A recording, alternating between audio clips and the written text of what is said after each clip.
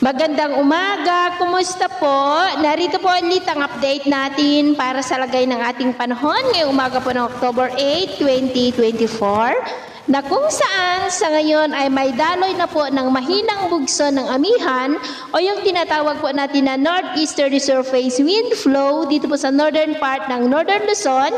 Nasa transition period na po tayo ng amihan season at next week po ay posibleng maramdaman na natin ang unang malakas na bugso ng hanging amihan dito po sa Northern Luzon na magdudulot ng mas malamig na panahon at magdudulot rin po yan ng mga pag-uulan lalo na po kung iiral na ang shear line dyan sa silangang bahagi ng Luzon sa susunod po na mga araw. At sa atin pong long range forecast ay consistent pa rin naman na walang bagyo na namamataan na tatawid po dito sa ating kalupaan hanggang po sa susunod na 2 linggo ay posibleng storm free po tayo.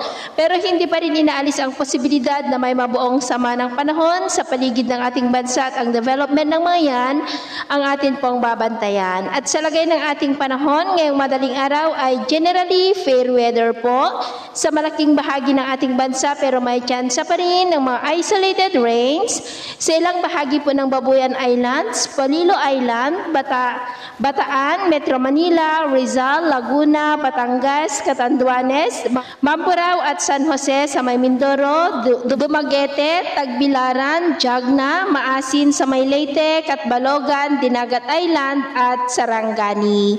At mamaya po ay sisikat naman ang araw sa malaking bahagi ng ating bansa pero may tsansa pa rin ng maulap na kalangitan with isolated rain sa ilang bahagi po ng Benguet, La Union, Quezon, Metro Manila, Laguna, Batangas, ilang bahagi ng Bicol, Northern Palawan, Samar, Northern Samar, Biliran at Naval. At mamayang hapon, posible ang malalakas na ulan sa ilang bahagi ng Central Luzon, Metro Manila, Calabarzon, Mimaropa, ilang bahagi lamang ng Northern Luzon at ilang bahagi ng Mindanao maging sa Western Visayas.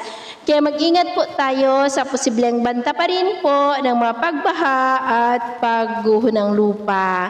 At sa atin naman pong mga baybayin, wala naman po tayong nakataas na namang gale warning signals pero iba yung pag-ingat lamang po kung papalaot tayo para po mas makaiwas sa mga sakunang pangkaragatan.